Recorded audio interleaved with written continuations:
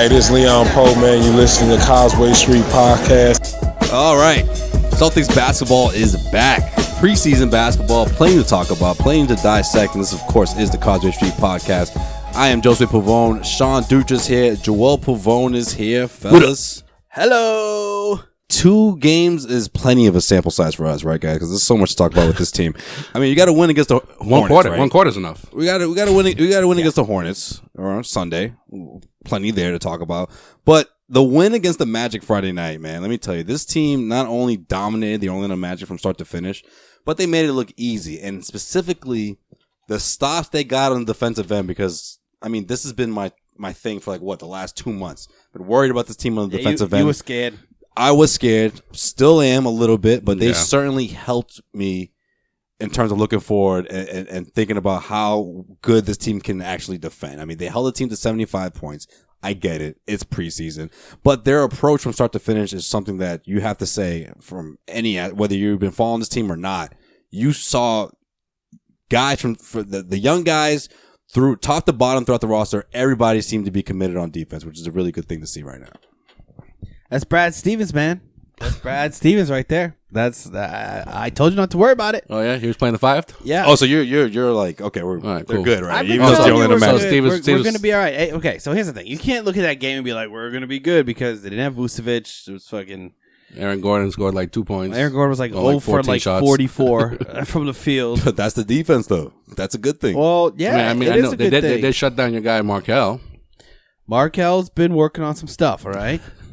All right, it's so hard to shut down Markelle. It'll be fine. It'll be fine. He was just working on a shot. Yo, did you hear Scal say that Markelle had to learn how to fucking eat with a fork again? Yeah. Fuck. He had to learn how to live life again, bro. Pretty much. Bro. No one's giving him fucking any fucking benefit of the doubt. He fucking couldn't. Okay, you know what, bro. I'm not gonna get on the stage right now. You're the one that you thought he was on some type of drugs that he had to relearn how to do everything. Well. He's still going with side that. effects are a bitch. Yeah, Sean's still going with that. Either way. Yeah. No, Celtics are good. I don't think you can take away the defense yet because I still think they're figuring out a lot of shit. But like I said, Brad Stevens isn't going to let these guys play shitty defense. He's just not going to let it happen, no matter who they have on the court. Well, and if the guys do play shitty defense, they won't fucking play. Well, the first game. It's pretty shitty defense. Yeah, because that's the thing. There's just that switch between Sunday and Friday. I mean, I don't know what was going on throughout those days, throughout practice, but you just saw a completely different team in their approach. Just the way everybody was committed to defense. And of course, I'm talking about the front court specifically because that was always my main concern. Daniel Tice gets a start, and I haven't seen Daniel Tice play that kind of defense in a long time. Again, I know it's early. I know everyone is fresh, especially someone like Daniel Tice who didn't play game 1. You know, this is a guy who knows that there's an opening in the starting center position. Brad Stevens and the Celtics have made it clear that they want Enes Kanter coming off the bench. So he knows it's up for grabs, and obviously he's no other big man has been a member of the Celtics longer than Daniel Tice. So maybe that was a testament of that. Or maybe this is just a 1-game thing. But if he can continue doing this, I mean, we could be seeing Daniel Tice starting at center opening night. And that could be the norm throughout most of the regular season. I think you're going to see every center get a little run other than Kanter at the start. I think next time, maybe they start Poirier. Who knows? I mean, it seems like the center position right now in preseason is just a revolving door of okay, go. And let's see what you got. And that's the one I would love to see get that spot. I want to see Poirier play more than 7 minutes because he clocked in a little more than 5. He only clocked in 5 against the Hornets, and he was probably arguably the best defender throughout that game. Taco Fall was definitely in there too as well. Taco played more than 5 minutes. Taco, I wouldn't be shocked if you saw Taco start the last game. Preseason, yeah. The last preseason game against the Cavaliers. I mean, Robert Williams, coming off a pretty good summer league, sucked against the Hornets. Yeah, he kind of all that stuff that we were talking about. He kind of punted that start. He had a good opportunity there, but he just looked a little. He played better. He played better against the Magic, but everyone did. But I think at the same time, you're going up against Mo Bamba and Jonathan Isaac. Is that That's a great test for these guys, though. Well, I mean, those are athletic guys. Those are guys that are going to really give it to you and make it tough for you. I guess so. You know what I mean? No. I'm not worried about them. That's why. I'm not worried about it. They'll figure out the center position. They have enough bodies. I mean, arguably, their second best position of depth on this team is the 5. You think so? Even How when talented is that? Depth? even when 85% of the players at that position are undersized to begin with, starting with Daniel Tice. No, you got 4 bodies that. Yeah, see, you have bodies though. You but have how bodies. Talented are these Exactly. guys? Well, I think they're all maybe Tice. You know what you get from Tice. Tice is a backup center, right? Yeah. Robert Williams has the potential to start in this league. Poirier, jury's still out. He's right? the biggest question mark. Yeah. And he's by far the tallest dude the Celtics. I mean, other than There's a guy named Taco on this team. I'm sorry. Man. Yeah. I think he's the toughest guy I've seen so far. All right. He looks good. I think he looks good, man.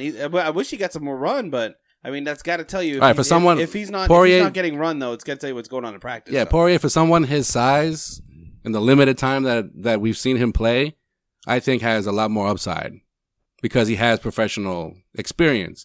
Does he have more upside than everybody else? For this season, or this is it team? just because he played 5 minutes in each game, and so it's sort of like, oh, That's what I'm saying. what It's else can he limited. do? That's what I'm saying. else It's can he limited. do? Yeah. But for this team and for the role that Brad Stevens needs to be filled, I think he probably has the best upside. Well, yeah. If you take Cantor out of the mix, apparently Right. he's gonna be coming in the second year. Right. We got to coming off the bench for this conversation. We have to forget about Cantor for now because it looks like they're gonna put him out. They're gonna be in the second year. Out of the guys, Exactly, but he won't start the game. out of the guys we just mentioned, I think Brad should give Poirier a little more run.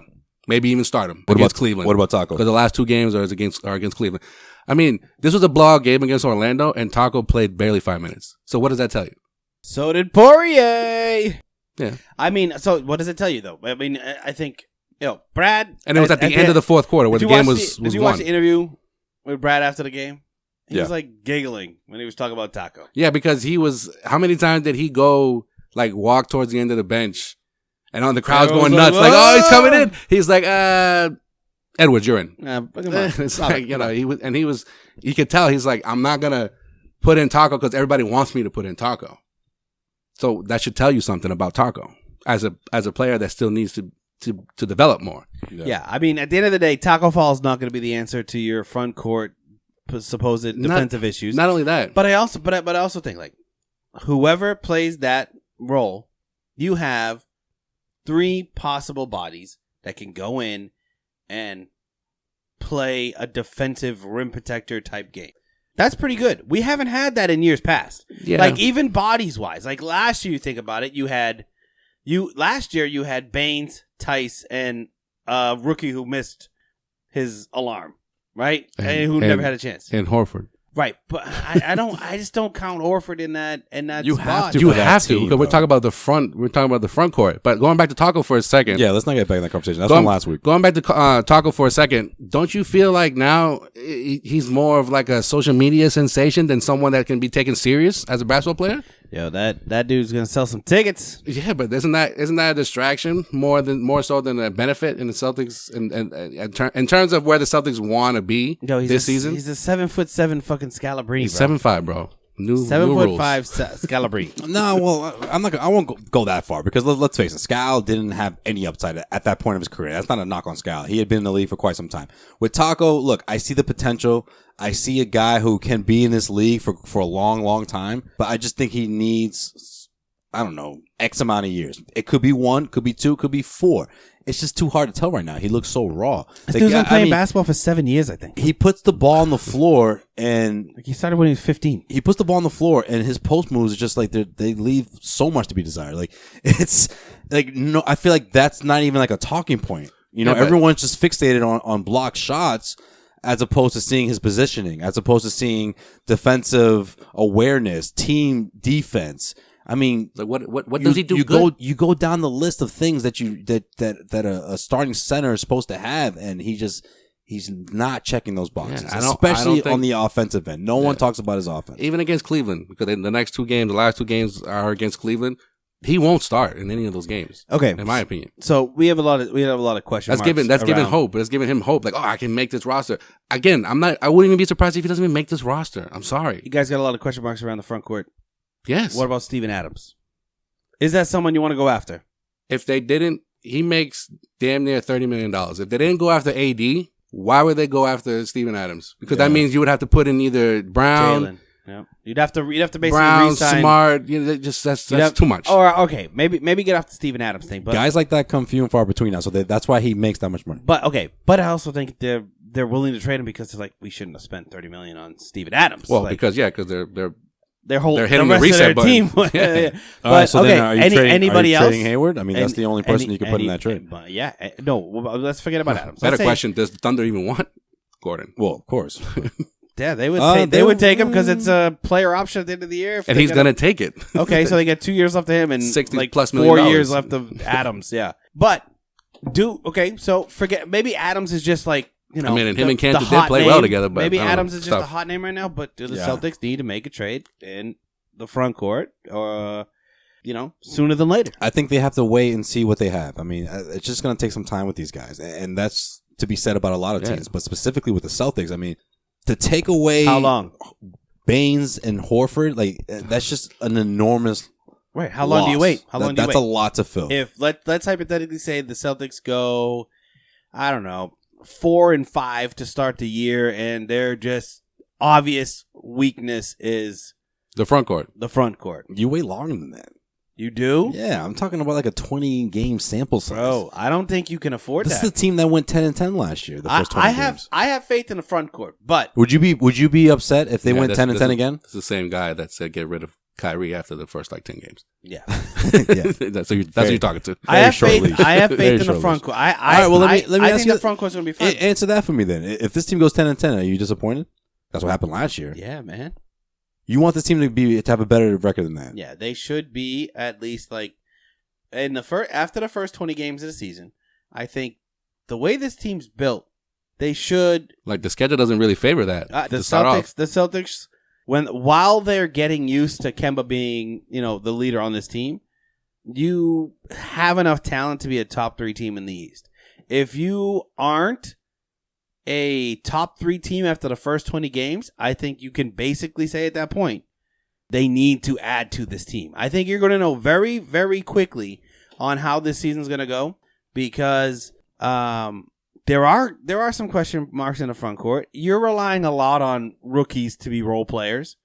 Even if Tatum, Brown, Hayward, and Kemba are playing well, you still have a lot of holes around the team that you're gonna need the first game. I think need to fill. I think the first game against the Hornets is more telling of where this team is right now. Yeah, because I think why do you say that? This team could score 150. I think I know what you're about to say. Because of the defense played in that game, and particularly in the first half. The defense specifically, and the amount of points that were given that were given up in the paint. In the paint. Okay, but just blowing by for a team like the Hornets, like you shouldn't give up 50+ points in the paint. By the way, T. Rose in his second game was balling.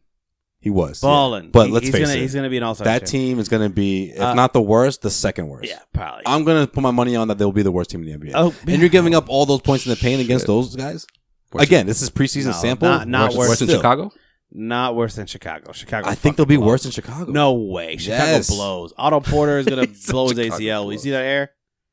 You see that hair on Otto Porter? Come on. Well, all right. They'll be neck and neck, but they're going to be one of the worst teams in the NBA. Fine. And they gave up. And some of those plays were embarrassing. And then that's nothing, too. To go back to the whole Taco thing, Taco played well. I was impressed. Again, this guy does have the skill set, or at least the ceiling above him. He has potential.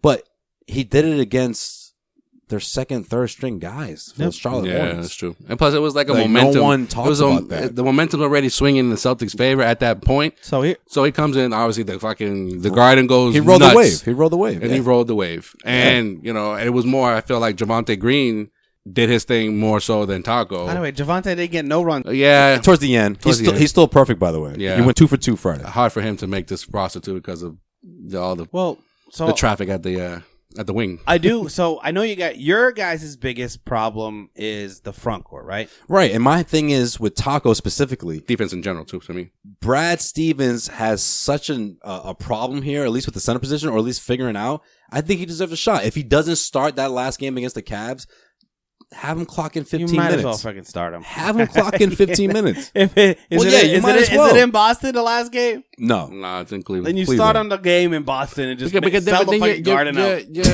Like if you start Taco in the third preseason game, literally You're the predicating, Garden sold out. That's what I'm It's saying. sold out. It's a matinee, You're too. predicating to Oh, to the Garden crowd. Like, Yeah, but you can start him and then play him 5 minutes. you know No, what but I I think you're giving him a shot. You're saying, look, I need Tyson some Robert- help at this position. I want to see what I got with everybody. Yeah. I gave Williams a shot. I gave Tice a shot. This is your turn. But you see how thin they are in the front court, that we're actually having a discussion about how maybe Taco Fall should get a little But more run. it's preseason, Joel. No, I get it. I get These it. games don't matter. Yeah, I think understand that. you're gonna be okay. But I think it goes beyond the preseason games. But I think Brad legitimately is like, yo, I think I got an issue nah. in the front court Well- because of the personnel that I have. So you guys' issue is a front court, and I think the way that Brad looks at it and the way that I look at it, I think is okay. I need somebody that can play some defense. I have depth in Enes Kanter that he will get majority of the minutes at that center position, but I need someone that can play defense. Yeah, it's so bad that he has to lead the second unit because who's going to anchor that defense if Cantor starts? Well, yeah, I know. I mean, or on the flip side of where I'm really worried about is my biggest problem with this team in the preseason is the realization that they're relying on rookies to be their entire bench. Like When you got 8 of them, yeah, you're relying on Carson Edwards, Grant Williams, Romeo Langford. And it stops there, though. But, Yeah, but okay, but there. that's 3. Yeah. So your bench right now is Marcus Smart, Enes Kanter, 3 rookies. Those 3 guys, yeah. I mean, that's a lot. That's a lot to trust a rookie class with. So now you see why Joel and I were concerned over the summer. No. You guys are concerned about But the they're a front top court. 3 team in the East. Lock them in, right? Lock them in. You guys are concerned about the front more so by default. Yeah, but No, lock you them guys in, have though, done- right? You guys have said about the front court I don't know. all over I and don't over and know. over again. I'm not worried about the front court. The Don't- front court's going to be fine. I don't know. Don't sleep on the Pacers. We'll get into that in our Eastern Conference preview. But don't sleep on the Pacers. You see more like Brad is gonna be like Alex Cora in the postseason last year. It's like by committee, or depending who they play or the matchups, that they'll throw in a different center every game. Yes, because centers don't matter in the NBA anymore. It's you not guys about are so worried about but the it's not center. about It's not a problem. But it's No, not about the between- center in but- terms of like production offensively, because they'll get offense obviously from the other 4 guys you mentioned in Tatum, Brown, Kemba, and Hayward. But That's like defensively, 80, that's like 80-something points right there. defensively, like if you want Jason Tatum to blossom, then he can't be fucking one of your main guys on defense. Yeah, I know. He but can't. Isn't Marcus Smart and Jaylen Brown supposed to be good defenders? Okay. I mean, how many minutes is Marcus Smart going to play this season? A lot. He's A going to lot. play a lot. Okay. Yes. What is a lot? 30 minutes a night. Okay. 35 minutes a night, probably. Okay. Actually, if you think about it, they're going to keep, like, so to get back to what I was trying to say, the biggest, like, hole on this team is you're relying on 3 rookies to play a huge role, meaning, like, if Marcus Smart is going to play 35 plus minutes a night and Enes Kanter is going to play 30 minutes a night, and you're rolling a 8-man rotation if you count the 2 big men, Probably be like 8 or 9. then you're all right. So what happens to Semi in this whole conversation? What happened? He was Well, that's the thing. Like he was such a defensive stopper last That's season. what I'm trying to get at. you know what I'm saying? That's what I'm trying to get at. I honestly don't see those 3 guys that you mentioned getting consistent minutes, but they have to fight for it. I mean, look, Langford is sort of a wild card right now. We haven't seen a whole lot of Langford. Langford has does not look good. Langford has to find his role, find his niche, because let's think about it. He's missed Carson everything. Edwards has been a knockdown 3-point shooter. Celtics need plenty of that, so he's got a shot there. Grant Williams on both ends of the floor, whether we're talking about the defense that he's gonna bring, or we're talking about him being a stretch 4, because think about it, him being a stretch 4 opens up a lot of things for that second unit. All of a sudden, guys can go inside. The lanes open up tremendously, right? That's a good thing. Yeah, and he's undersized as well. And then you have Langford, who's sort of like a wild card. But then, Joe brings up a great point. Shemi Ojale. We talk about that defense. That's a guy who can give you some really good defense from the 4 spot. If he can continue to make that 3-point shot, not that to say he was a knockdown shooter, but he has shown you glimpses throughout his career, his short career, that he can knock down that 3. If he can be a solid 3-and-D guy off the bench, Celtics going to need plenty of that as well. Yeah, I think there's a lot of rumors going around that they're going to cut Semi Ojale. He could be on the bubble. I see. I'm at the point right now where it wouldn't shock me because this sample size that we're looking at, these 4 games, that's all that Brad has alone. That's all that we have, right? Yeah. To analyze, Brad has that and every single practice, training camp session. So we don't know what he's thinking at this point. But if someone like Shemi Ojale gets cut or Wanamaker, I mean, either one of those guys could be on the bubble when it comes down to it. What are you talking about? I'm just saying in general. They're not cutting Brad Wanamaker, okay? I'm just saying in general. Don't fucking apologize. They're not cutting Brad. Apologize. You think they're gonna cut Brad Wanamaker? What the hell? Any guy named Brad is very special to living in. Okay, and Brad loves himself some Wanamaker too. Yeah, he does. Yeah, and so does everybody who loves basketball. The oldest guy on the team, by the way, Brad Wanamaker. Damn right. 30. Pittsburgh. But I'll tell you this right now, though. I'm not ready to let Shemi go. I think you got to keep Shemi. I like 100%. That's one of the things that I was worried about is like for me to say I'm worried about the Celtics defense and then say the cut Shemi, that's like blasphemy. It makes no sense. Okay, because you're technically like I think that the way it looks right now between the rookies, right? I think Carson Edwards can get some minutes some nights and maybe have a chance to earn a role, like you said. Grant Williams will get minutes because he fits a role, but having these Romeo Langford is been injured. And he's missed a lot. And when he's been in, he looks lost. So like if I'm Brad Stevens, what I'm saying is like, you chill. Like I know you were a number 1 pick. Does he go to Maine? Yes, okay. I would put him in Maine, and I would just say, "Yo, develop, just develop. Like we'll bring you in. Like don't get take some reps. Get some reps. Why do people think that's like the worst thing in the world? I feel like Celtics fans forget that Terry Rozier, like that worked wonders for him. Yeah, he did. Killed it in Maine. And when an injury happened, and he became Scary Terry. Exactly. But the thing is that like, if we're worried about defense, we can't give up Shemi. Yeah, just keep Shemi. Just keep going. Oh, yeah, go ahead. Never mind. Did he change it back to Semi? No, it's Shemi. Still Shemi. You can't give up Shemi because you need a veteran presence on that bench.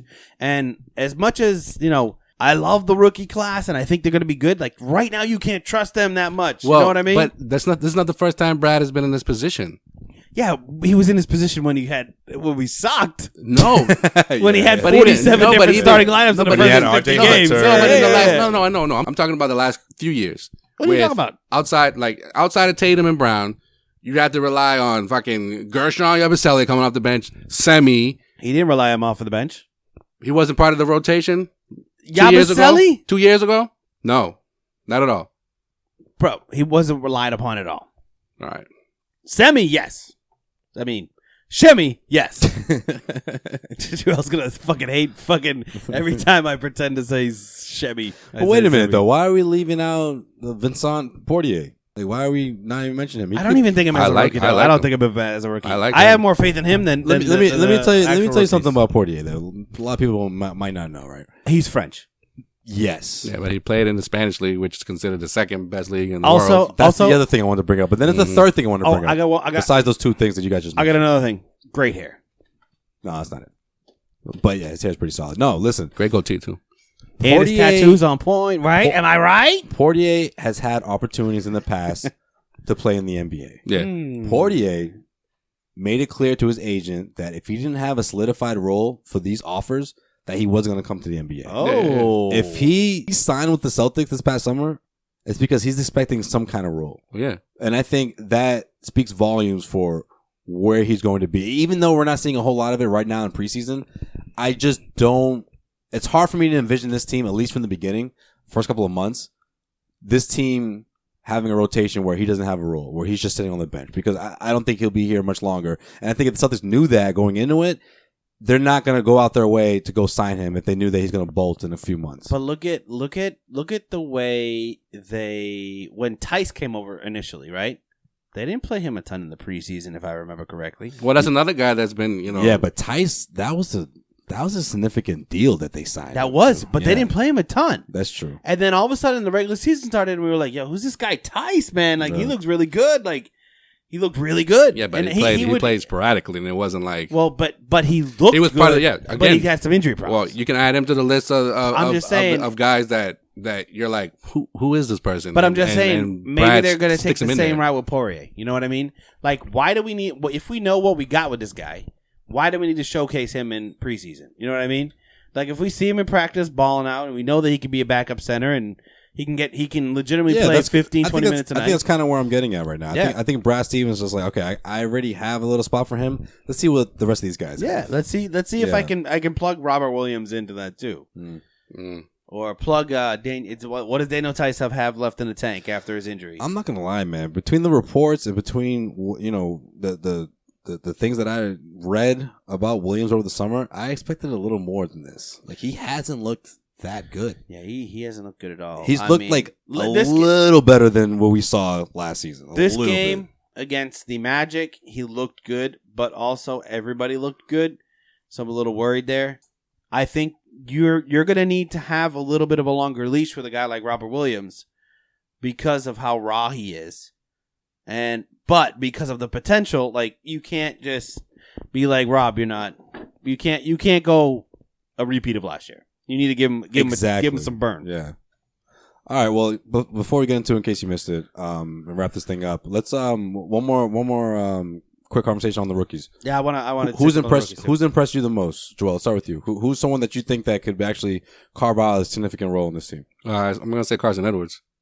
Okay. Especially in that first game, like he just brings a lot of energy. He kind of reminds you of a little, no pun intended, little mini Eddie House.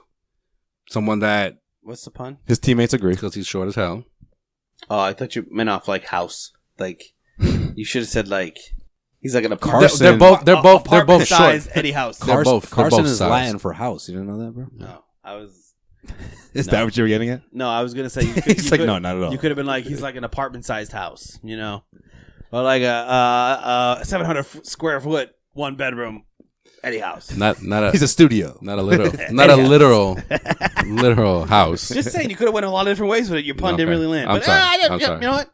I apologize. Go ahead, continue. Sean, set it up better, man. Come on, man. Set it up. All right. I was like, fuck you.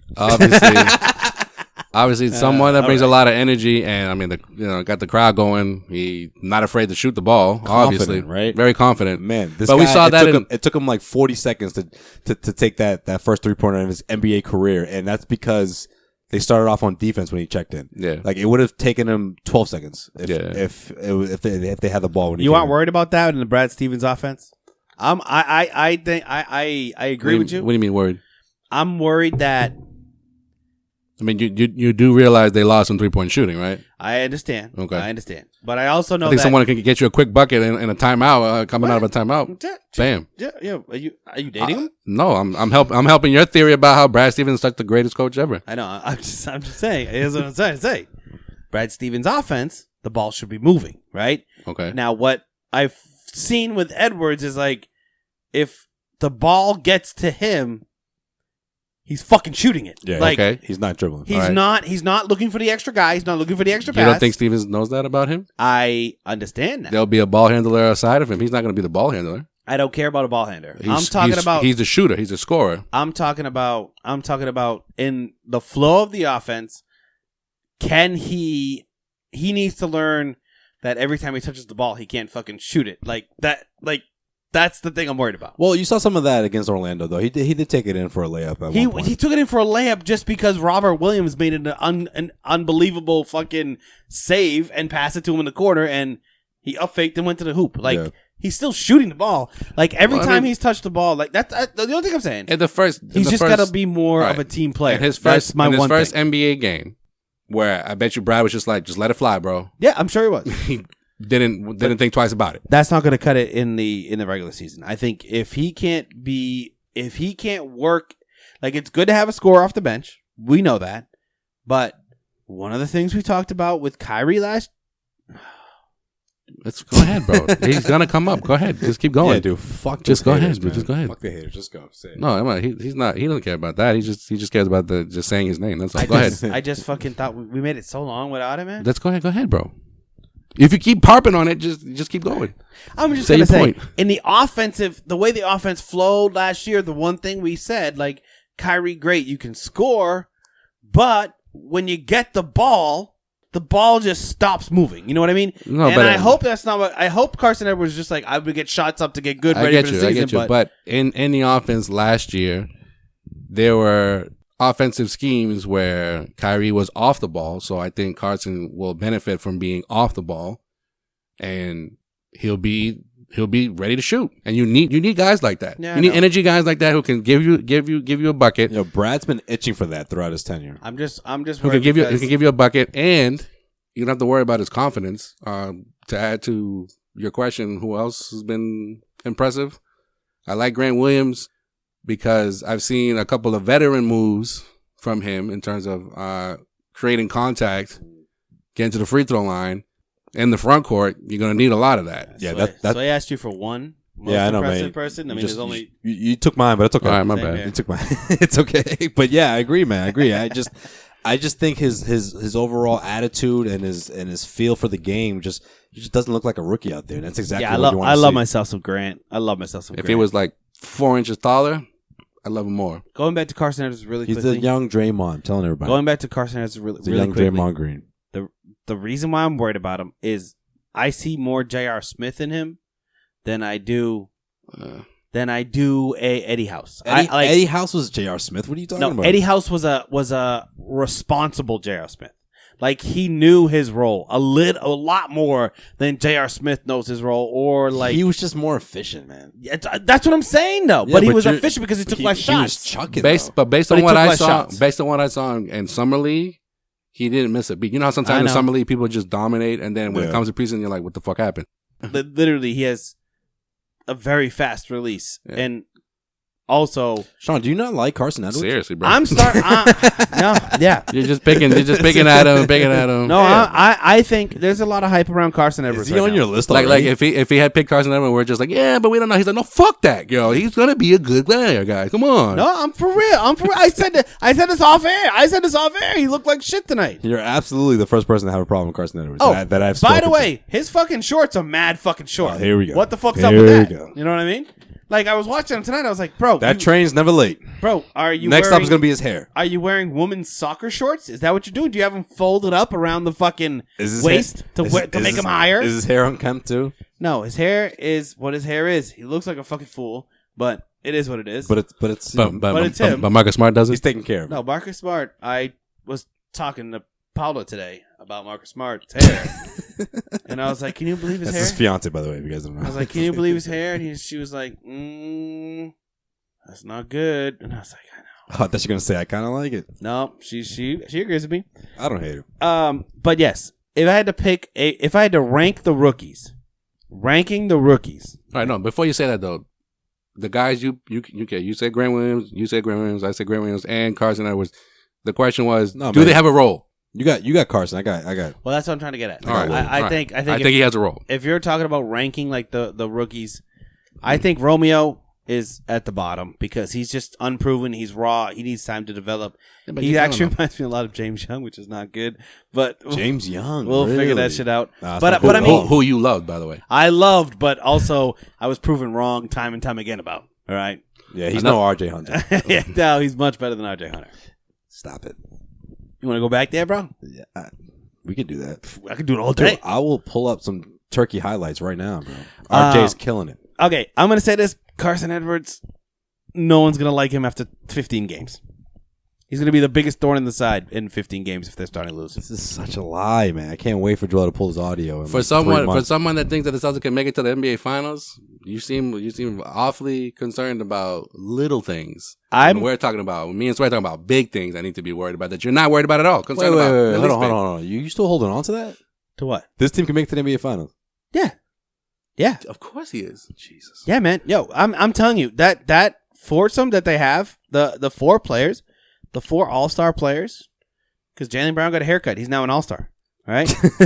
The 4 All-Stars that Done. they Book it. potentially can have, like, and He's been fucking killing it. and man. I'm Jalen loving looks Jaylen great. Brown, especially against the Magic. Tatum looks amazing right now. yeah, so I let's- know so we're let's- so let's- focusing. so let's talk about that. We're We're focusing on the focusing- bad things Yeah, like I know, Carson but- Edwards, But I mean, but Yeah, but see, that's where the conversation ends. No, though. you're They look right. great. That's it. Isn't they it? look great. no. But I They think look like an NBA championship. going into the type team. preseason, what I was looking for was what can any of these rookies contribute? And Gordon Hayward.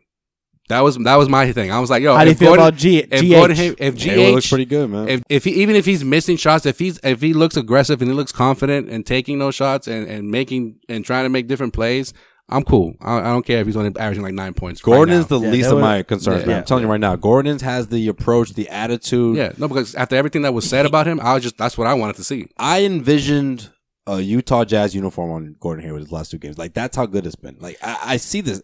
Yeah. I'm not going to go on a limb and say he's I don't know going about that. he's going to put up those kind of numbers, but that's what he looks like right now. Off the dribble at like the elbow, and it was like wet as fuck. That's what I'm saying, man. I was like, okay, but then he's not getting a ton of run right now because it's preseason. But like when he's getting it, he's going. I think Brad already he's seen it. He's seen it, and that's why Kemba also didn't play. He's like, no, these two you don't have to play as much. Now, and he's worried about everybody now, else. okay, I want to make my point very abundantly clear right now. The Celtics can make the NBA Finals this year because they will have 4 borderline All-Stars on this team.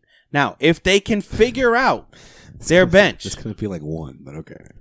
if they can figure out their bench and like maybe the rookies do play, I don't know, maybe they make a trade. Because the conference is so weak, they have a shot. I'm not saying that they have absolutely no shot of making it to the finals. What type of contract did Mook sign? 1 year deal? 2 year deal? $15 million for 1 year. Yeah, 1 year. Yo, trade for him at the trade deadline. Bring that motherfucker back. For real. 1 year deal, trade for that motherfucker. Why wouldn't they just wait for him to go off the books and grab him? Like, because then you're gonna have to sign him for more. Like I would trade. You know what? No, I'm with you. Rental? You want a rental? You want a rental? No, I'm with you if the Knicks fucking waive him. Then I'm with you. They're not gonna do that. Then I'm with you. They probably won't do that. They could trade him and then he can get. I don't know. Whatever. I'm just saying. There's a lot. Okay, it's a tradable contract. I get it. But Mook maybe not the best thing, but there's going to be a lot of guys out there. How do we end up here? That are only Ducha can steer us into that conversation. How are we in New York right now? I don't know. All I know is we got off the pike, got on 91.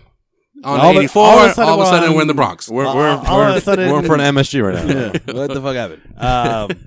Sorry, guys. The GW Bridge. I don't know why, but here we are. No, Celtics are championship. I'm going in a couple of weeks, by the way, you guys. Down. Championship team. Okay. I do think that because whatever you do, whatever Danny Ainge, the 4 have looked amazing, and they look like they're ready to take over. The 5, including Marcus Smart, look like they're ready to take over. Like, if you want to pull in Cantor into there, you have a solid 6-man rotation right there. Arguably, the best depth of a 6-man rotation in the Eastern Conference. All right. I'll tell you this. All right. I'll say this much. Jaylen Brown, in terms of what he does with the basketball in transition, I just find it hard to believe that there's going to be a lot of teams that can like stop him when he does that. They can't. They can't. The way he's bulked up, they can't. Not only that, but like the way he's handling the ball, the way he's the speed, better decisions too. Like exactly the aerodynamics. He's not thinking twice. Like he's just looking unstoppable out there. The aerodynamics is great. If you catch this dude in transition, give him the ball and just let him go. And I'm telling you right now, he's either going to get a layup or he's going to the free throw line. And if you look at Jason Tatum in a half-court set, balling. Who's even touching that ball? In the sense of not only is because he's picking the right spots when to shoot the ball, because that drove me crazy last year. He'd always shoot in a double team, try to dribble out a double team or a triple team at some point. No, he knows when to give up the ball, when to get it back, when to wait for the screens, especially against the Magic. He knew exactly when the screen was coming, he looked amazing. When to cut, when to split defenders, when to go to the hoop, when to get to the free throw line. That is going to make him a 20-point scorer. Getting to the free throw line, knowing when to pull up for that 3, and not for set up for a contested mid-range jump shot. Preach, that baby. drove me insane last year. Hey, you know what? He looks pretty fucking good, man. I got to say, he looks... this Orlando game... Hey, put it away. Put it away. This is the best... Is it in case you miss it? This is the best I've seen from Tatum since those games in 2018 playoff run. The one that everyone was talking about and drooling over.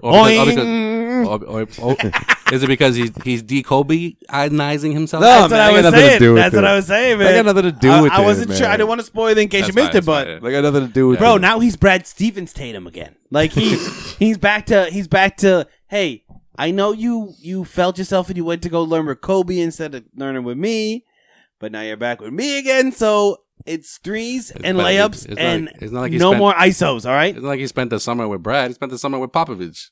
That's true.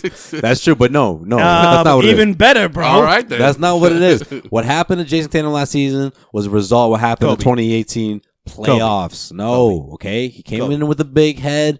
He thought that things would come easy to him the way they did in the postseason, and he had a slap of reality. I know we talked about Jaylen Brown bulking up too, but have you seen Tatum lately? Nah, not like Jaylen, bro. No, not like Jaylen, but Not like he look at from him. Joel's like, yo, have you seen him with his shirt Not off? like Bro? Jaylen, It's bro. on the back of your phone. We already talked about this. All right, guys. We did. All right, I let it slide the first time you guys did that. Yo, it's your screensaver, relax, okay? It's not relax. mine. It's yours. Relax. I let it slide the first episode. I was like, all right, more gay jokes. All right, cool. Hey. Oh, I don't know. You're taking it there? That's exactly what it is. What do you mean he's taking it there? No, I mean He's calling it what it is. Now you sound like the comments that we get. We don't know basketball because we're gay. Like here we are in 2019. Is that the joke? We're gay, so we don't know basketball enough. What? Is that the joke? Is that the joke? Who said that? You know, people all the time. You don't Is that the joke? What's next? It's so 2019. What's next? Is that the joke? Like, What's the next joke? This episode of the Causeway Street Podcast is powered by BetOnline.ag. The football season is in full swing. Get into the game with our exclusive sports betting partners, BetOnline.ag. That's right. That's BetOnline.ag. Sign up today to receive your 50% welcome bonus on your first deposit to start betting college or professional ball. That's right. Every spread, every total, every winner or loser, straight bet, parlay, or tease your way through the season. You can bet on wild prop bets such as who will be the first head coach to get canned and will the Miami Dolphins actually win a football game. That's right. You can actually win money on this stuff. Guys, you don't want to miss out on this. Get the fastest to market odds, updates, and payouts with our new sportsbook partners, betonline.ag. Head over to betonline.ag. Make sure you use the promo code CLNS50. That's CLNS50. Head over to the website betonline.ag today, or you can use your mobile device to join and use the promo code CLNS50. That'll get you a 50% welcome bonus. That's CLNS50. BetOnline.ag. That is BetOnline.ag, your online sportsbook experts. All right, on that note, let's get into Joel's, in case you missed it. Let's wrap up this episode the same way we wrap up every single episode here on Causeway Street. We take our trip around the NBA. And Joel, what do you got? What did we miss? in case you missed it, China has suspended work with the Rockets over What? Why? over a tweet. My What friend. happened? Over a tweet Oh, jeez. by general manager Yo, it is. Daryl Morey. What year is it? Isn't he the owner? No, he's the GM, Who owns the Rockets? not Daryl Morey. Hakeem Olajuwon, bro. Who cares? This is the point of the freaking story. Thought he was the owner. Okay, continue. All right, he tweeted in support of the pro-democracy protesters in Hong Kong, and the tweet read, and it's been obviously been since deleted: "Fight for freedom, stand with Hong Kong." And for those been living under a rock, China has a communist government, and they're not happy, obviously. Yeah, they're pretty mad. They're pretty mad right now. Yeah, China Official Basketball Association, headed by Hall of Famer and Houston Rocket Yao Ming, said in all it will suspend cooperation with the Rockets after general manager said what he said. Chinese Basketball Association said on Weibo, which is the Twitter like, because Twitter doesn't exist in China, if you didn't know that. I didn't. That Morey had improper remarks regarding Hong Kong, to which it expressed its strong opposition. So, I feel like we gotta get on Weibo.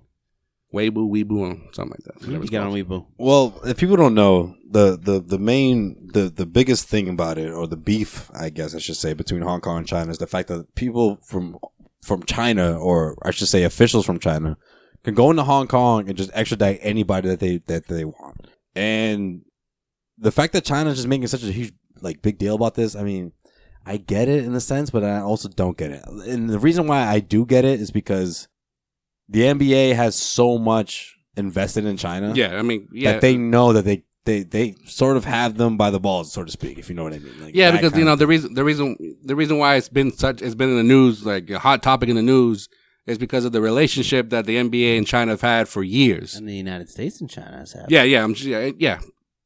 The bigger picture, you're right. Big time. But, Adam Silver tried to clean it up, tried to come in and apologize and say, but he did say that he stood by what Morey tweeted, because it's like, he tweeted it here. He's a U.S. citizen. Yeah.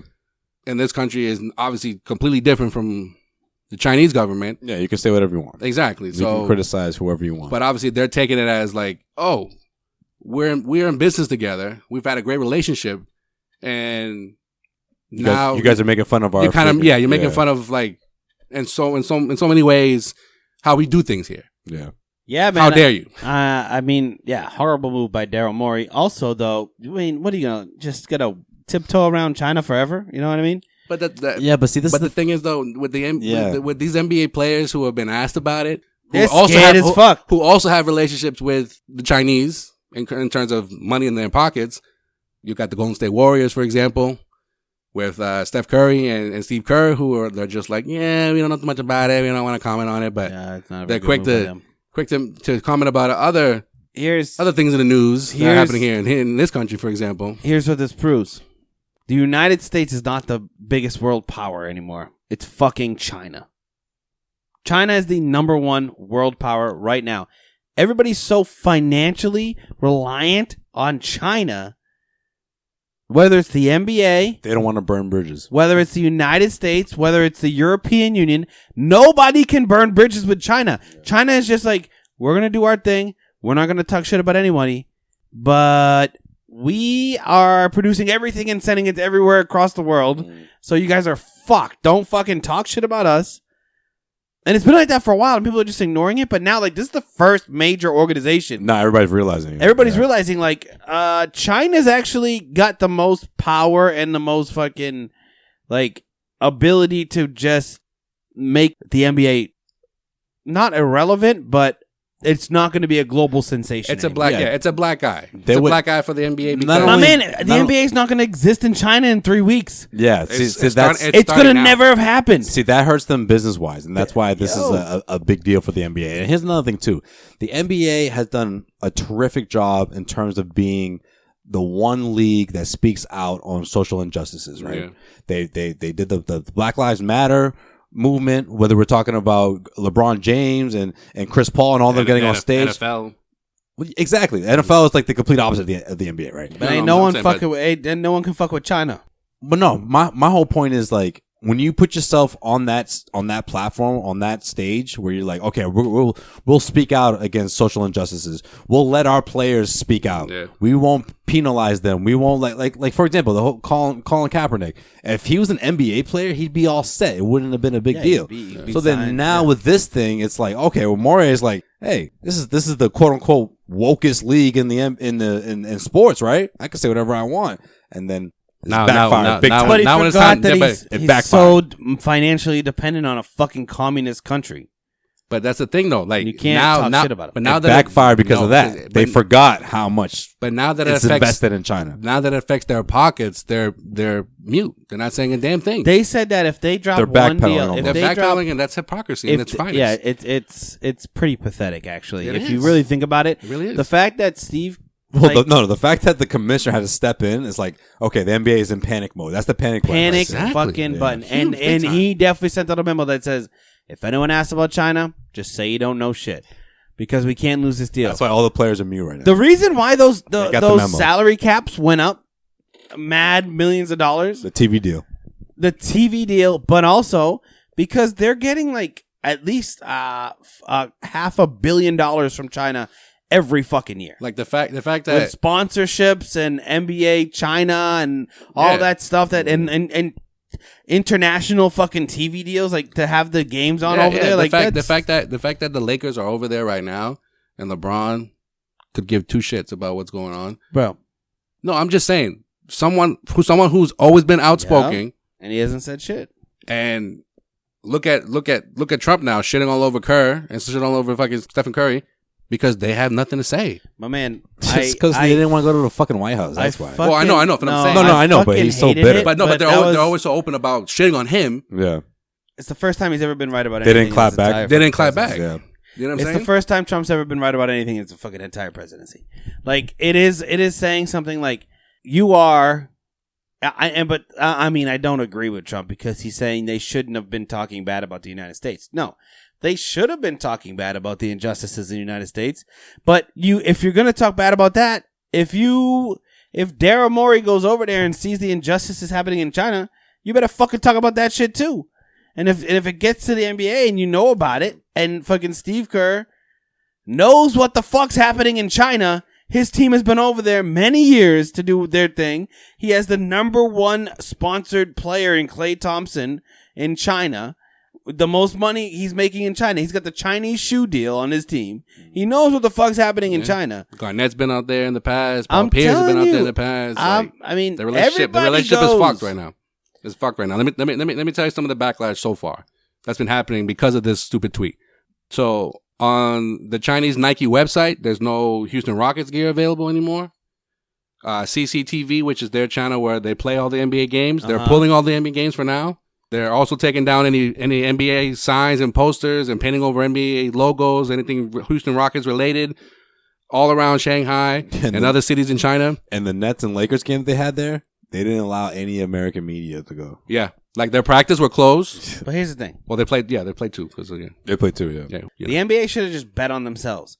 There is enough mania that's been built. Sean's so passionate about this. No, there's enough mania that's been built over in China over the past 20 years Yeah, that get they love the fucking NBA. How many times have we been driving past Chinatown and you see some guy out there in a fucking Russell Westbrook jersey fucking putting up shots? You know what I mean? Yeah. Like the Chinese culture, they've been number one sport is the NBA. Yeah, they've been on basketball for a long time. For a very long time. So like the 20+ years. NBA could have just bet on themselves and said, you can try to ban us in China, but your people are still going to watch us and pay us and do all this stuff. Well, I mean, when these teams showed up to their hotels, the Nets and the Lakers, prior to the tweet, because they arrived before Daryl Morey sent out the tweet, there were hundreds and thousands of NBA fans chasing these buses. And after the tweet, it's been crickets. It's like 12 guys out in there in front of their and they're covering their faces every time cameras come around and shit worried. like that. They're worried. They're worried and shit. Of course they are. But it wouldn't last that long. And here, the Sixers game where fucking Ben Simmons hit his first 3-pointer of his fucking NBA career. In case you missed it, they were playing against a Chinese team. I'm going to attempt. It wasn't Shanghai Sharks. I'm going to attempt to pronounce his name. There's other teams, Sean. Yeah, no, there's not. Yes, there is. Oh, Stop. They're the Lions. Just stop right Just now. leave it right there. They're the Lions. Just leave it right Stop there. right there. All right. Fine. Sixers fans were ejected because they had signs that said "Free Hong Kong." Well, yeah. Sure, not even Stephon Marbury stepping in on this. He's just like, I'm gonna shut up. Yeah, right. And he made his money out there. He said, I'm not fucking that money train up. Fuck that. Yo, Stephon Marbury could be. I the have next no Dennis Rodman. opinion on this. They were thrown out, bro, for having these signs that say free that say "Free Hong Kong." Like you can't now even hear because that's how severed the relationship is right now. Hey, I'm gonna say one thing. Yeah, wrap it up. Any type of pressure from the NBA to tell the people of China to free themselves is going on deaf ears because the only way revolutions ever happen is when the people themselves rise up because they want to. It's not because another country's telling them to. It's any revolution that's ever happened that's overtaken them. It actually sets them back from having other countries telling them what to do.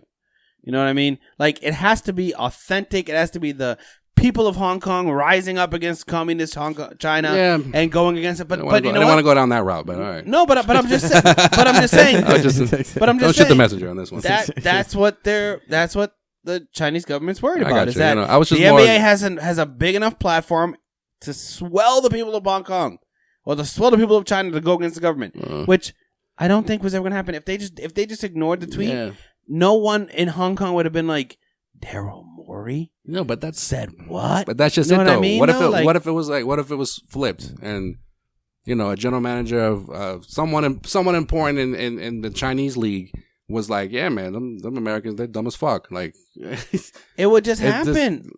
People call Americans dumb as fuck. We're not a communist government. I'm just saying it's different. That's a horrible fucking. I don't know, something that's the same as we have Trump that. as president. We're used to everyone calling us fucking morons. Well, all right, something. I was just trying to think of something similar. No, I get what you're saying.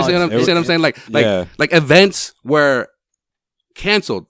We're talking about events that affect kids and donating computers or whatever the case may be to schools were canceled. And then the NBA still donated these things, but like these kids were looking forward to these events and the China's going like, fuck no, that's not going to happen. Like we got to save face here. It would almost be like, I don't know, like 15, whatever, X amount of years, 17, 18 years ago, if there were like someone important from the Chinese league was just like, oh,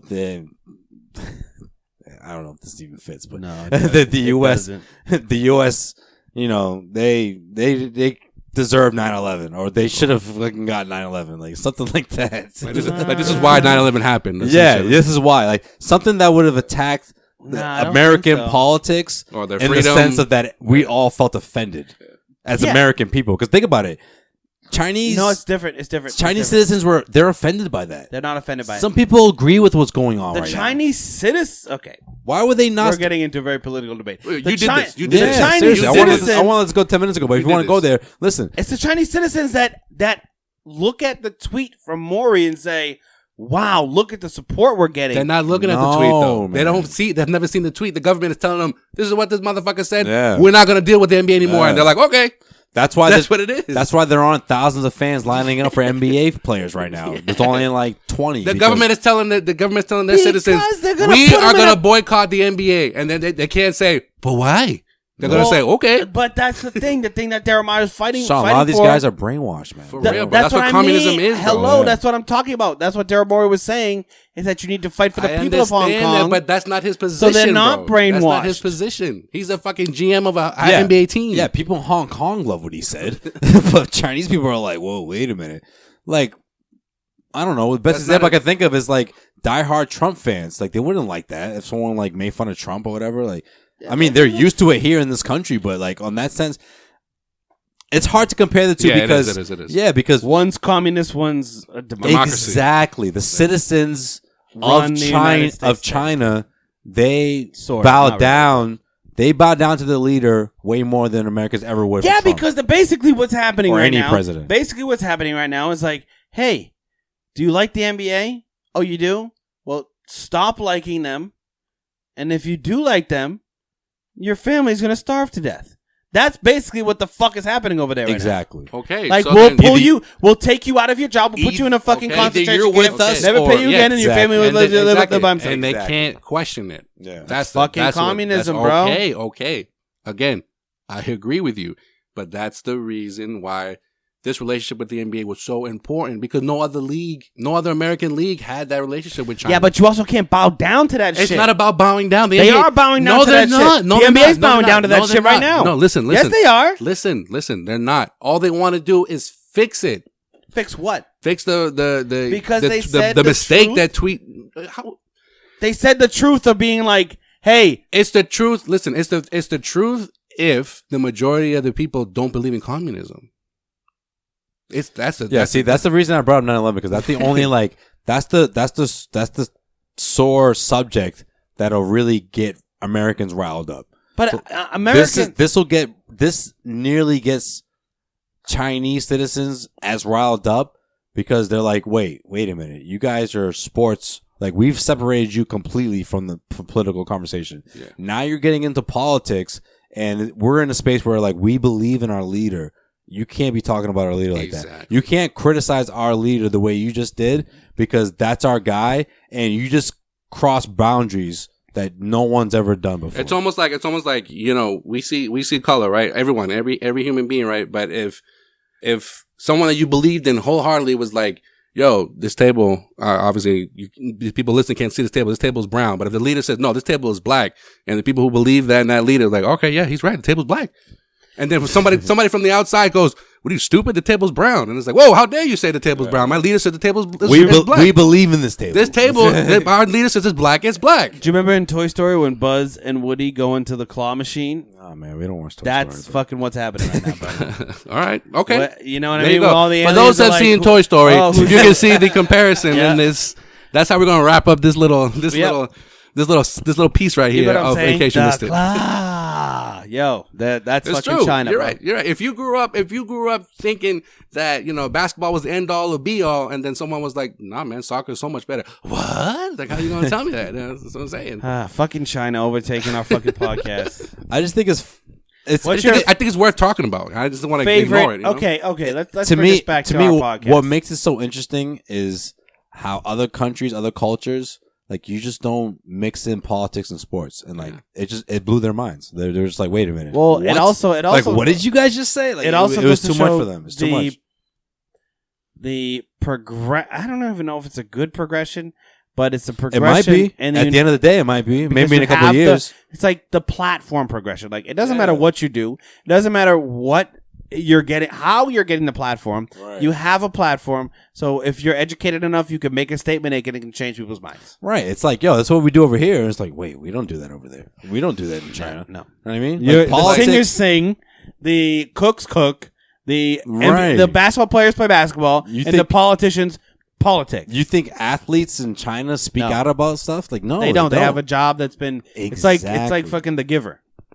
It's exactly like the Giver. That's exactly That's a better that's Wow. a better analogy than Toy Story. It's not a Save better that. analogy than Toy Story. It is because in The Giver, everybody No. saw black and white. Yeah. And when one kid started to see color, he's like, holy shit, there's a whole new world out there that I had no idea my about. Toy Story shit was on fucking point. No, I'm not saying it wasn't, man. but like for those who, who You just dropped The Giver. For Bro. those That's who, one of my favorite books, man. for those who aren't 6, you know what I'm saying? Like, I'm sure people have seen, people have read The Giver. They know about The Giver. They know about The Giver, bro. It was poorly adapted into a movie, but that's beside the point. One of the I didn't even movies watch it. I heard One it of was the best bad. movies all time is Toy Story. Yeah, well, I'm just talking about The Giver. I like The Giver. I mean, because Pizza Planet you when they see- go in, it's Like fucking, you're the taught. plot. What are you talking about? No. I'm talking about The Giver. Like, it's you're taught to see the world in one way, and when someone says, "Nah, man, the world is actually this way," and here's the examples of how. Here's proof. Here's proof, and it's like, what? And it's like, no, it just doesn't fly. But at the same time, this is why there's some politicians in this country that say, just shut up and ball. In case you missed it, Al Horford recently opened up about leaving the Celtics with Steve Bulpett shit. of the Boston Herald, Yeah, basically saying he it was did. time for a change, and he wasn't sure what the future looked like without Kyrie, but he did say the Celtics would not have succeeded if he signed with the Celtics. Yo, did I or did I not say this like 3 months ago? Yeah. Did I not say that from the moment Al Horford decided to go to the Philadelphia 76ers was the reason behind it was 1, wasn't sure of the future of the Boston Celtics. 2, a better chance to win a championship. And 3, $100 million. Or at least 97 of it is guaranteed. 109, but 97 guaranteed. Yeah. What would you do if you were Al? Well, in the piece, it seemed like, at least to me, that he wasn't feeling a Sean's plan of Terry Rozier leading the Celtics. Sean's plan. He fucked up. And he thought it would have been different had he knew Kemba was coming. You So don't have to trade Jason Tatum. Celtics will open up the regular season on October 23rd versus Horford and the Sixers Yo, down in Philly. yo, Sean, somebody is willing to drop $50 for a Kyrie Irving turkey that says, I hate Thanksgiving. I fucking told you the market was there. That's only one. I don't know person. how serious this dude is, but that's how fired up he is. I would have sold him from $20, so that guy would have been fucking buying too. All right. I would have bought it. I would have said 3 for $50, bro.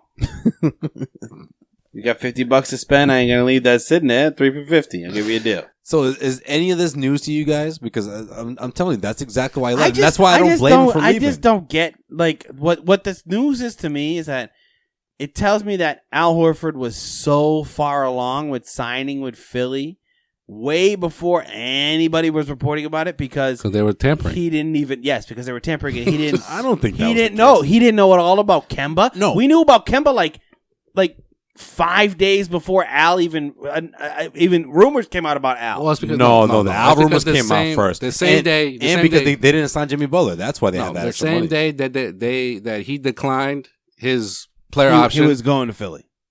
The same day, negotiations ended with signing a new deal. But the same fucking day. But I mean, his agent is tapped into the NBA, so he would have known, like, hey, I think Kemba's going to Boston, and if that really would have swayed stuff, it would have been fine. But I think he had already agreed on a deal with Philly. That's what I'm saying. Like No, the he already day knew. he, He the already day he knew stopped the negotiation, he went to Philly. He already knew what his market was. That's why Yeah, I think but the tampering comes in. This team had no shot at signing both of them. Oh no, money wise, no, it couldn't happen. It couldn't happen. It couldn't happen. Yeah. And Yeah. I'm not even.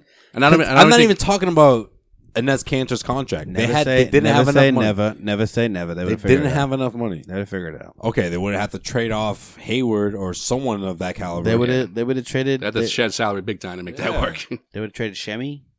It would have came down to either Al or Walker. I'm telling you. Well, Kemba all day. Speaking of Agreed. Al's agent, or I guess now former agent, Jaylen Brown has hired Al Horford's former agent. Really? Yes, Did he- according to What? Jackie McMullen. Who did he sign with? I don't know this fucking guy's name. I hate when you Who's do that to agent? me. You love to focus on some certain details when you shouldn't. If he knew the name of the guy, he would have led with that. I wouldn't know. Yeah, I would have. 1,000% sure he would. Couldn't find his fucking Okay, name. I what just know. the fuck is the guy's name? I don't know what his fucking name is. Who's the agent? Who was he agent of?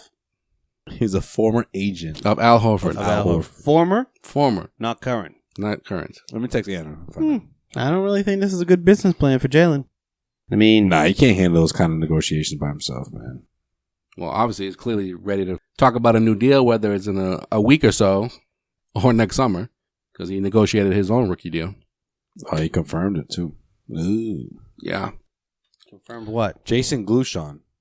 No, this is a Gulushan Yabusele? Google search away, bro. What the fuck? I really like Jason Gulushan Yabusele. But you're asking, but you don't even know what the fuck the guy's name is, so why does it matter? Jesus Christ, Jason dude. Glushon. Get the fuck out of here. I thought it was going to be a high profile agent. That's why I didn't look it up, because the tweet came out from Jackie McMullen. They would have led that with the tweet. You know, fucking Rich Paul, who used to be Al Horford's agent, is now Jalen Brown's agent. That would have been the lead. Al Horford never worked with Rich Paul. I'm just saying. You're wrong there. You know what I mean? All right, well, let me ask you guys this. Any chance Jalen Brown actually signs an extension with the Celtics? Yes, I think this agent you're talking sucks. about Wow, this- you said that so fast. Hold on. No, yeah, I'm talking about right now. Right now? I'm talking about within the next 10 days. No. I think Jalen Brown signed an agent probably to do that, to see what he could get. Like, there's a reason why he signed it right now. Yeah, but see, he did that. He wants to gauge his worth, but he's not going to actually do it. He would sign it. I think if he got $20 million, he would sign it. Why would he do that? Because I think he sees... Jalen Brown is gassed, bro. And I mean that in a good way. Trust me, I mean that in a good way. I think Jalen Brown knows that if he goes off the way he sees himself going off this season, Well, he's also gassed. he's in line for a huge but- payday. but- he's also gassed because but- if Ainge is telling him, you got to earn it, he's like, okay, then I'm going to show it to you. Okay, I'm gonna earn but it this here's year. the thing. He could also get traded. And if he wants to control where he plays, he locks up a deal right now. If he wants to stay in Boston, then he locks up a deal for $20 million a year If for Boston 4 to offers 5 it. years. I'm just saying, with an Okay. agent, you can do it, right? But if he's not, the number one trade piece that the Celtics have this year, as a guy coming off the books that is going to give big value to wherever they trade him to, it's Jalen Brown, man. And I wouldn't want to get traded. I would rather, if I like where I am, man, I want to resign there. So maybe I get it done. What if you're not a top 3 option? But you would be eventually if they gave you $20 million. Yeah, what the fuck? Yes. All you I would. know Unless is you're this: Turner. Jalen's about to have a beast of a season. And Hell I'll yeah. go even as far as saying, not that he's going to score. MVP of the NBA. All right. Not that he's All going to right, score. Not settle going to down. score more points than Tatum, but yeah, No, I fuck think he'll no. have a better season than Tatum. An Nope. overall better season than Tatum. No, it'll be close. I think they'll be the best 2 players on the team, but Tatum will be head and shoulders the best player on the team. Yo, take your fucking Jason Tatum jersey off. Yeah, and do why this don't you podcast. just? What the fuck's your problem? All right, what else we got? In case you missed it, Kyrie Irving out of his preseason games in China due to a certain ex-Celtic named Rajon Rondo. Hey, my guy. He Celtics legend right there. he aggravated his facial fracture in the first game out in China. Oh, I Only hate playing- when I get aggravated. Only yeah. playing less than a minute in that game. Immediately asked to be subbed out, even with wearing a protective mask. He was a bitch that game. Yeah, he was. I think that's a good way to put it. Because you know what? Listen, you get hit in the face. No one likes that. Okay, I get it. But But it wasn't like this dude threw a temper tantrum. this keeps happening to Yo, me. he threw a temper I tantrum. can't First of all, believe that. he was- That guy's in the face again. He was guarding Rondo. Now, love me some Rondo. He was guarding Rondo as if he was like the best 3-point shooter in the world, number one, all up in Rondo's face. Yeah, And you all gotta Rondo ball and all on, Rondo yeah. did was just move his shoulder and Didn't even get it with the elbow. bumped him, bumped him with his shoulder. Hey, Rondo, you the man, bro. You the man. The best I part of love that. Rondo's smirk. Exactly. That was the best part. Rondo's just like, is this guy serious? He's right like pussy. now? Exactly. He's like, bro, I got my elbow dislocated and I kept playing. And It's like- you're a bitch. You're soft. Real quick, in case you missed it, Shaq and Dame still going with their beef. Yo, I gotta hear these songs, man. I haven't heard them yet. 2 more tracks released by each rapper. I gotta hear these new tracks. The thing about this beef, Dame original beats, while Shaq is taking other people's beats Nah, and kind of other people's flows too. That's all good. You know what? I like that because The second track though was more like no, it's all good. You know why? Because back in the day, that's what rappers did. I know. I see what you're saying. They picked their favorite beats and they went off. It's about the lyrics. He was trying to rap like Biggie though. All right, would you heard both? I heard both. All right, which one's better? You can say Dame. It's okay. I'm gonna listen to both. It's Dame. It's Dame. I'll but, give you my response next week. All right, it's Dame. Dame Okay. Dame wins off of originality, Put him in a body bag. but Shaq He held was his creative. own? Shaq was creative. Okay. Shaq still got bars at almost 50 years old. Hey I'll give him man, the first round wasn't bad. I give it a Shaq. I give you that one, Shaq. But my whole thing is like, Yeah. why Yeah, this round. is this even happening? Yeah, the first round Shaq won. Yeah, but why is this even happening? Like, what's That's going on because right now? that's because of what Dame said on the podcast months ago. And I think Shaq felt like if I respond now when he's in the middle of basketball season, he won't respond or he won't come hard. He was sadly mistaken. Sadly mistaken. See, my whole thing with Dame is not only has he been respected in the rap community, but it's like he's out to make himself to be like the greatest NBA rapper of all time, which is not a bad thing. Don't get me wrong; it's not a bad thing. I just think it's funny. It's not a good list there. I just think it's funny in the sense that Shaq was that guy, like by default, and it wasn't like, oh yeah, Shaq is hands down that guy. It's like, all right, if we have to give it to one NBA player who became a rapper, Shaq's the best one. And it's like Shaq's like, no, I have this crown. No one can take it from me. It's just like It's the same reason. Does it mean that much to you, Yeah. Shaq? Like, do Hey, you remember really when need Grant that Hill- crown so much? Remember when Grant Hill made his little R&B album? When No. he played piano? No, I don't remember that. You know what I remember? I remember Sleeping on him. when Kobe Bryant tried to rap. That was the best. That was awful. That was fucking awful. Kobe Bryant in that video. Who was that R&B singer? I don't even remember, but I remember he had the rap verse. This is back in the day It where was probably Brandy. it was an R&B artist, and then the person would rap. No, it wasn't Brandy. It was like Talia, some shit. I forget his name. Yo, but it's so funny. Kobe, Allen Iverson tried. Who else tried? I'm forgetting somebody. But a lot of Isaiah. rappers have tried to go to that rap. Isaiah Ryder. Isaiah Ryder. Yeah, That's right. I remember that.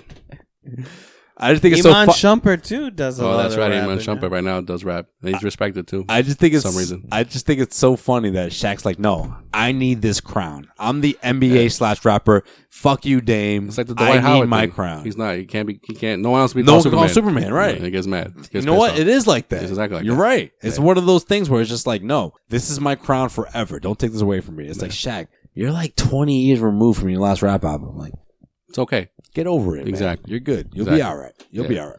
All right. Last but not least, congrats and a shout out to our Causeway Street writer Zach Peliquin, who officially got married recently. Hey, congrats. Long overdue. Hey, I heard he's Damn. in Fiji, bro. Yeah, he's in Fiji. Yo, doing his damn thing. he's living it right now, man. Yeah. I saw the pictures that he posted. Big shout out to Zach, man. Zach, congrats, man. Honestly, I'm so happy for you. And at the end of the day, you have been talking about this for a while. Remember when you told us about this?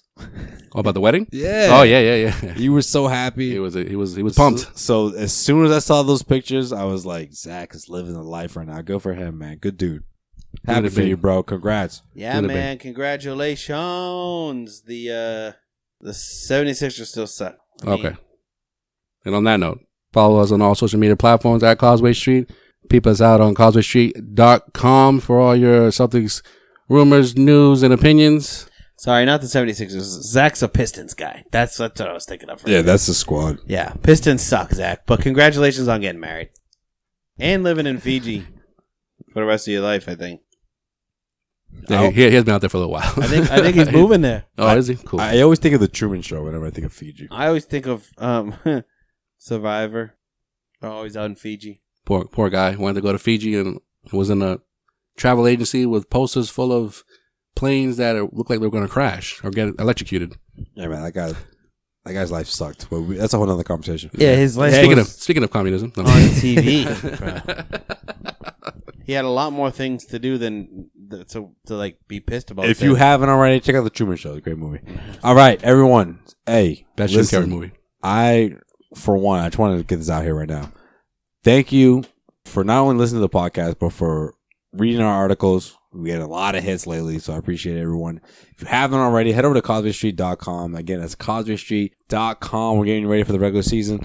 The Celtics are gearing up for the regular season, and we got plenty of content, man. I've been really close with this team. People's on Snapchat. Training camp, preseason. I mean, I've been really close with this team right now. So, guys, you don't want to miss out on this exclusive content. And I promise you, I have some stuff that you've never seen before, man. I got some exclusive content coming your way, only on CausewayStreet.com. You heard it here. Woo! Until next time, folks. Take care of yourself and each other. Latest. Go democracy.